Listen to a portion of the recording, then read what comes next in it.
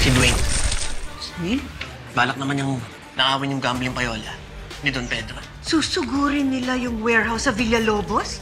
Ipapakilala na ni Don Pedro si Totoy sa ibang mga Don. Ready na siya mag-announce na si Totoy ang kanyang tagapagmana. Panahon na para magpakilala ako. It's time for my grand entrance. Totoy, may balak sila Dwayne at Castillo na lusubin yung warehouse ni Don Pedro sa barangay Villalobos. Nanakawin doon na rin perang nakatago para sa payola. Sinabi mo na ba sa kanya ang totoo? Sinabi niyo. Kung anong ginawa mo kay Gemma? Gusto ko lang bumawi para sa anak ko. Give me the chance to prove myself. Ang balita? Magkakaroon daw ng malaking handaan sa mga Perez. Pagsalubong kay Totoy bilang bagong Don. That's perfect! Lalo natin may execute ang plano natin kung busy sila sa pagpa-party nila. Marami may maikwento sa akin si Totoy tungkol sa iyo. Nasaan ang katapatan mo? Sa inyo po. Kay Totoy. Hello, ma'am. Date? Kinagat ng mga Perez yung patibong natin.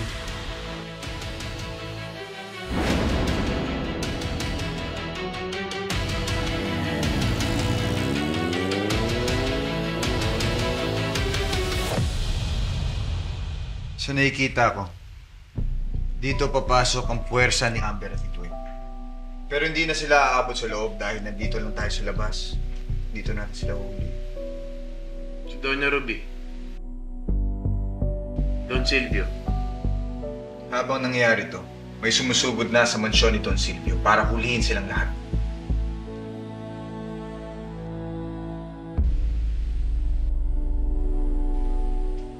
Totoy, pwede ba kitang makausap sandali?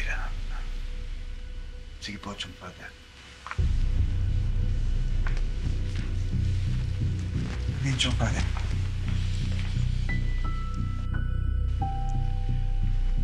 Ako na mismo nakikiusap sa'yo na kahit na anong mangyari, huwag mong sasaktan sina Dwayne at Ruby. Pwede ba?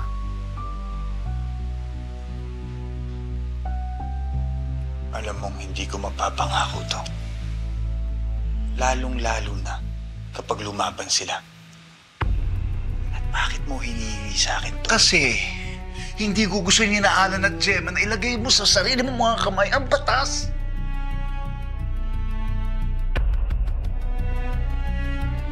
Oo nga. Dugo ng Perez na nananalaytay sa'yo, pero huwag mong kakalimutan kahit anong mangyari. Isa ka pa ring monte.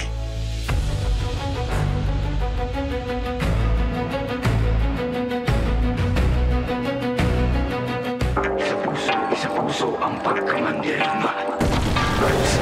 Isa puso alam handa. Ilabas sa mga kalasag. Huwag kakaragar kumandang pumalag. Di mo ba nakikita yung mga nasa laot? Mga balangay na daladalay mga salo. Pero mga katawan na katapal ng bakal. Wala tayong labang kung kawa sa kawal. Pero pa sama-sama natin palibutan. Ewan ko na lang kung hindi sila kilabutan. Patalas yung mga panapalaraw. Sunday ko mga lupain kumalaw. Ang mga mapapasya o magiging naso. Kanilang baligay balutin ang palaso. Wala kong umanday. Pamaluntan. Magitay ka lang ng mga gimbal.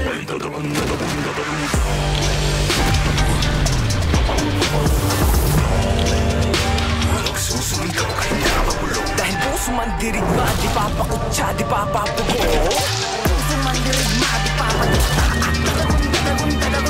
Sila yung napugutan, sila yung nagalo. Balat sa tinalupan, kami yung panalo. Pero bakit parang kulang? Para ba sila yung nagitahit ng mukunan? Teka sandali, mga gawin ko yung nagura. Ako nang papala, ako yung nakatira. Panatol, parang itambit. Mga bagado sa parasala yung tamyan. Teka nga, sino ba nagpapapapel? Mga pangalan namin tinala sa papel. Ayaw bang ibahan, huwag ka na pumapel. Kunitin ang seto ng gawa sa papel. Wala mong umanay, pasalongkat. Maghintay ka lang ng mga gimbal.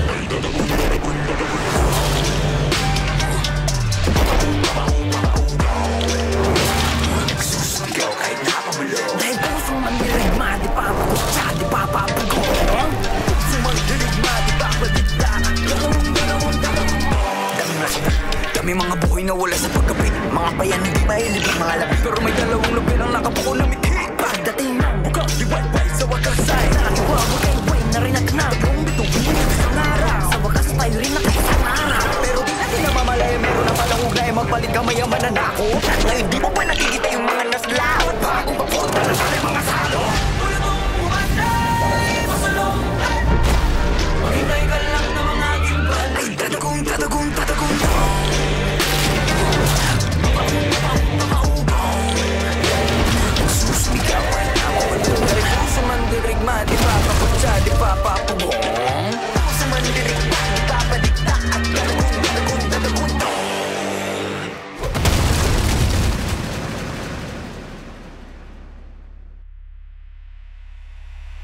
Totoy, sumama ka muna sa akin at papakita ko sa iyo yung regalo. Totoy.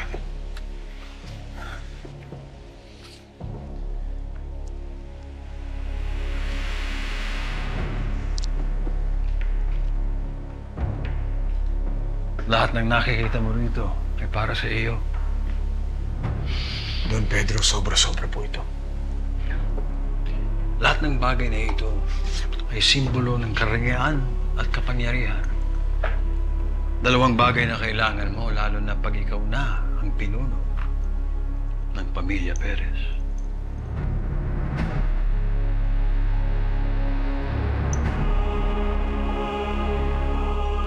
Maraming titingala sa iyo, Totoy. Kasabayan nun, marami rin gusto kong pabagsakin.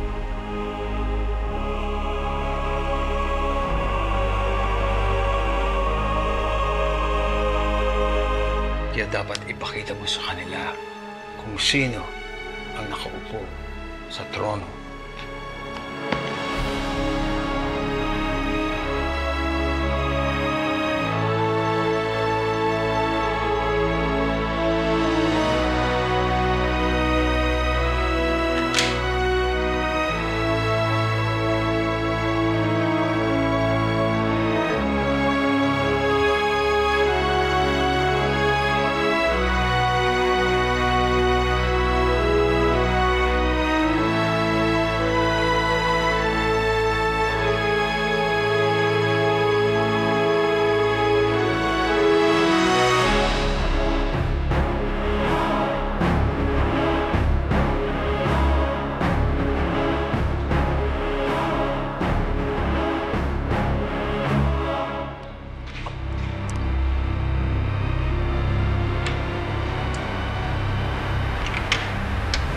Onyx, Boss, saan ka galing? may dinaanan lang, boss. May dinaanan?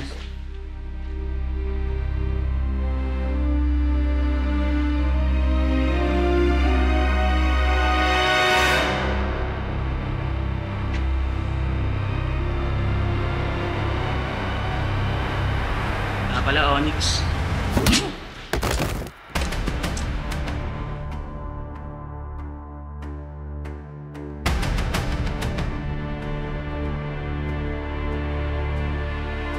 Pasensya ka na.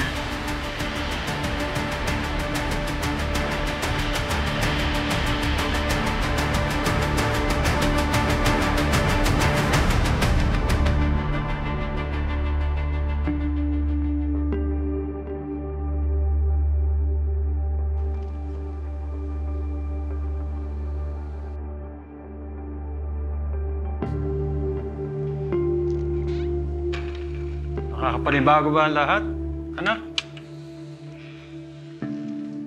I remember when I was given my first gun by my papa, your lolo. That was the moment na naramdaman ko na ako ay isang ganap na Perez. Hindi ko lang matanggap na parte ako ng pamilya na gumawa ng maraming kasalanan laban sa mga taga-Pook Paraiso.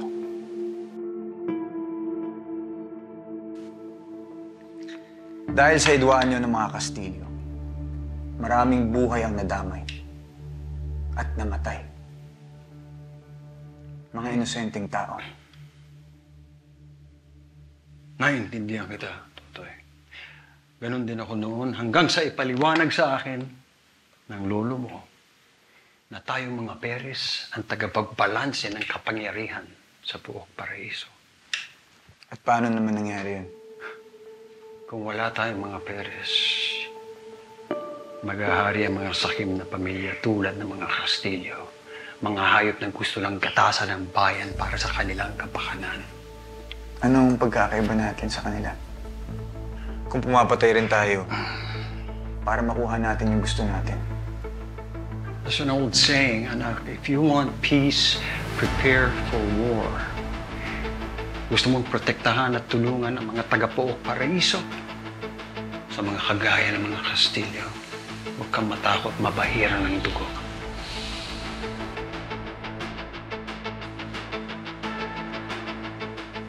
ibang paraan. Wala na, anak. Yan ang kasaysayan ng mundo.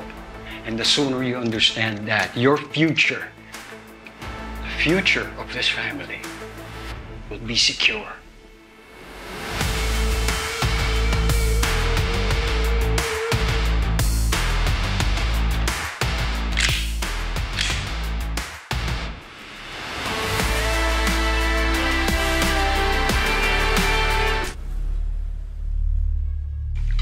Gentlemen, as you already know, I'm planning to officially retire. Nandito na si Totoy, my one and true heir. Makukuha niya ang kayamanan ng pamilya Perez at inaasahan kong bibigay niyo sa kanya ang buong katapatan ninyo gaya ng binigay niyo sa akin.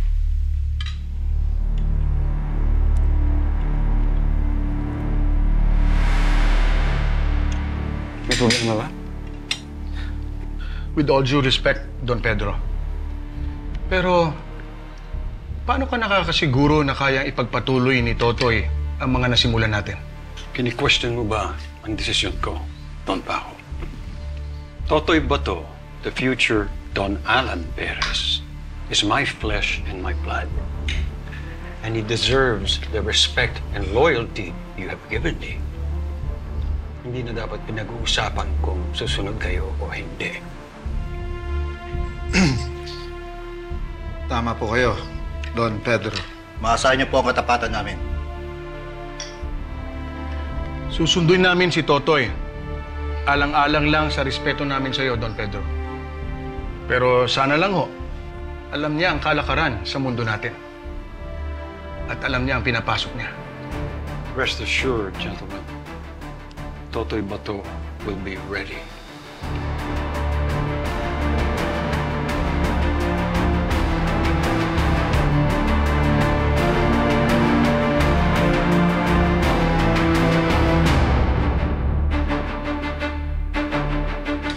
Sarap.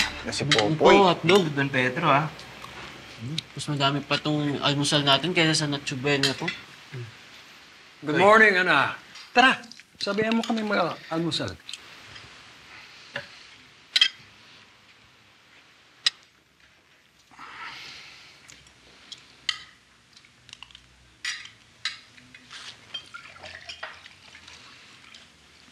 Salamat.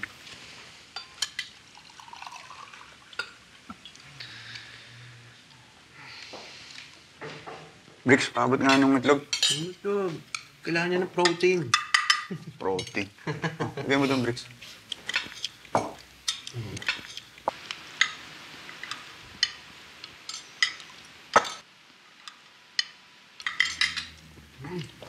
You know what, son? Magdamag kong pinag-isipan yung mga pinag-usapan natin about protecting, saving innocent lives. And I have to stand by what I believe in. Hindi maaaring walang dugong dadanak para sa kapayapaan. Collateral damage is unavoidable. But I want to know what your thoughts and feelings are about it. Anong gagawin mo pag ikaw na ang pinuno ng pamilya Perez? Lilinisin ko yung pangalan at reputasyon ng pamilya natin. Tutulungan ko lahat ng pamilya na naging biktima ng gera natin. Gagawin ko ang tama. Isa ka ng Perez, pero ang naririnig ko, ang boses ni Captain Alan Monte. No offense. Alan was a great man. And out of deep respect for him, I will consider your suggestion. Baka nga naman tama ka. Baka nga may ibang paraan para mapanalo natin ang gerang ito.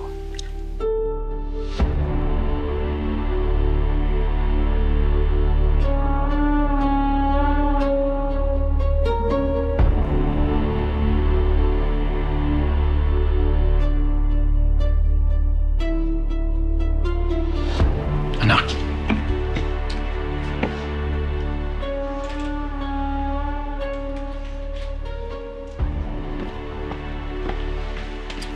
Alam mo, Roger, malaki matutulong ko pag sinama niyo. Yun lang. Bricks, pwede ba wag kang muna makulit? Di ba sinabi ko na delikado nga to? Ano sabi sa'yo ni Father Nico? Ha? pwede. Oh, yun naman pala eh. Tahimik ka muna. Kinakabahan din ako eh. Toy. Tara. Hanip pa. Iba yung mga pormahan mo ah.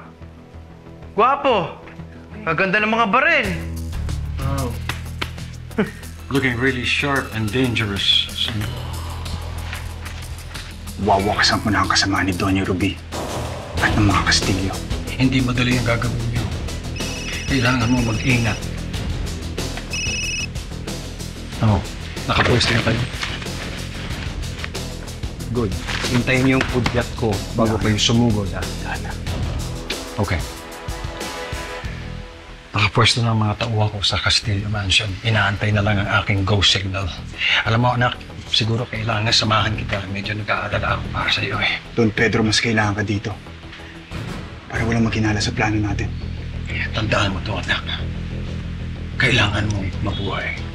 Hindi dahil ikaw ang nag-iisang tagapagmana ng pangalang Perez. Hindi marami pa akong gagawin para makabawi sa iyo bilang iyong ama. Marami pa akong ituturo sa iyo. Marami pa akong matututunan galing sa iyo. You are grounding me, son. Tinuruan mo akong tumapak sa lupa. Tinuturuan mo akong maging isang mabuting tao.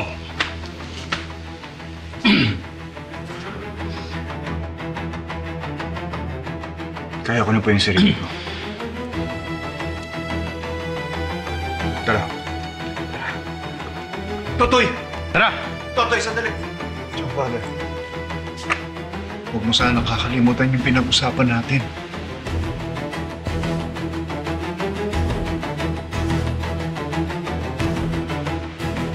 Totoy! Tara!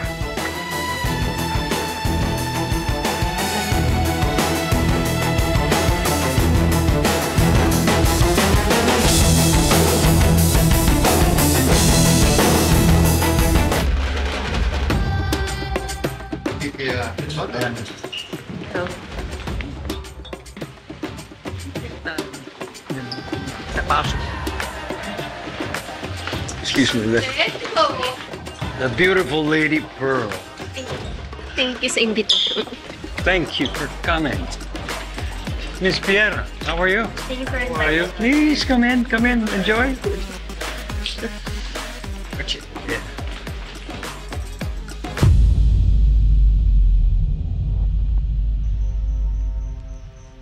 Toy, wala pa sila. Maghintay ka lang. Darating rin sila, Dwayne.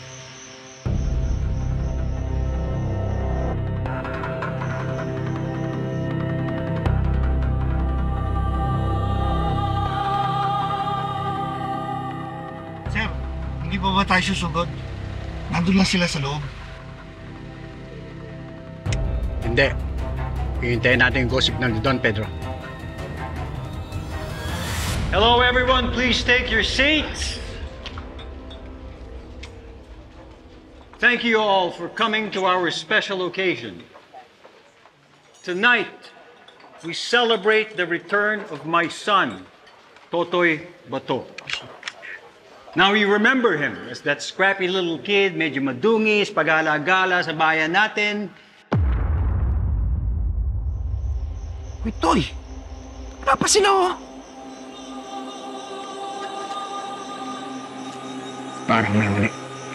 Masyadong tahimik.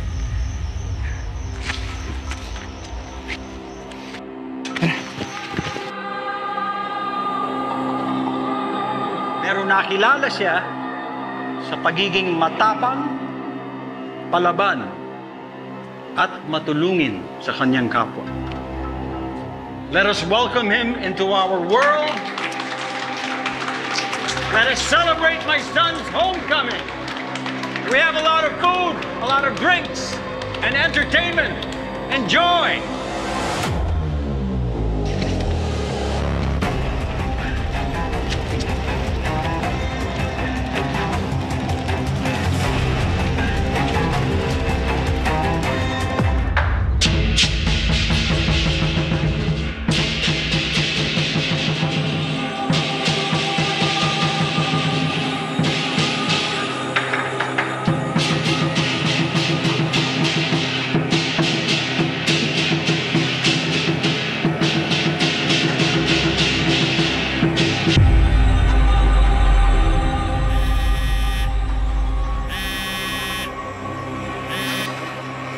Pedro, Status yan dyan. walang tao. Anong walang tao?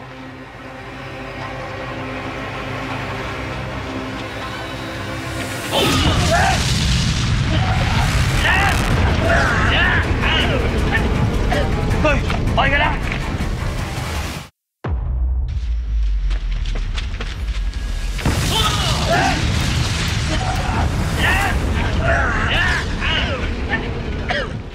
Totoy! Hoy! Okay ka lang? Totoy! Are you there?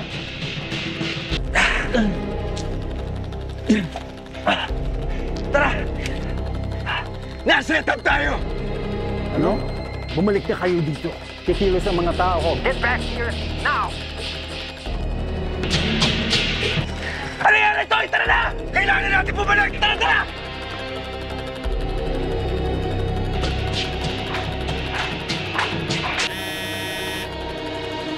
Don Pedro. Pasukin niyo na ang mansyon. Mas sinong Kastilyo makita niyo, just shoot to kill. Naintindihan mo? Just shoot to kill! Copy, Don Pedro. Yes! Let's go, boys!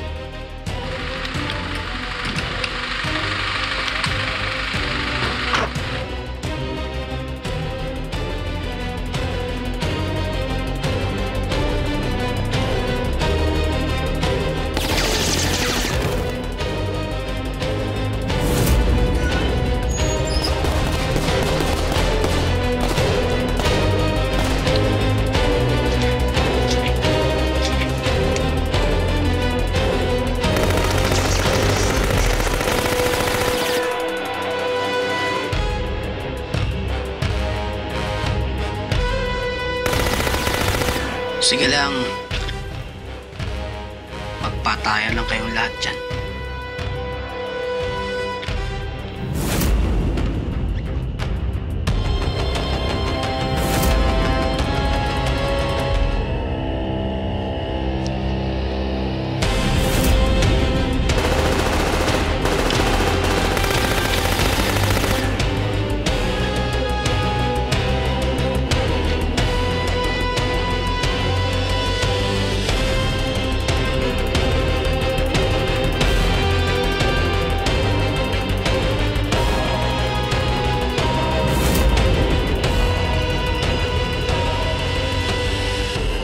Don Pedro, pala dito mga Kastilyo.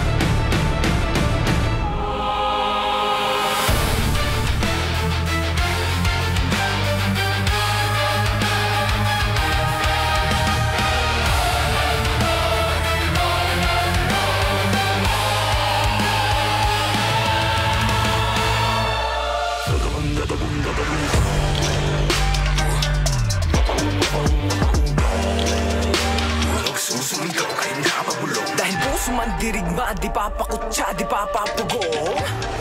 Ngayon, ibibigay mo ang lahat ng ganun lang sa bastardo mong anak? Hindi ako papayag.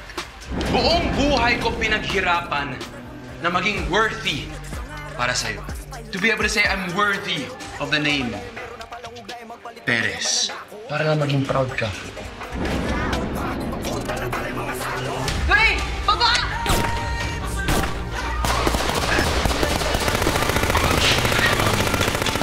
Hello, Kuya Toy. Ano ang nangyayari dyan? Lusob kami ng mga Kastilyo. Babalik na kami. Sige po. Inatake nila ang mansyon ni Don Pedro.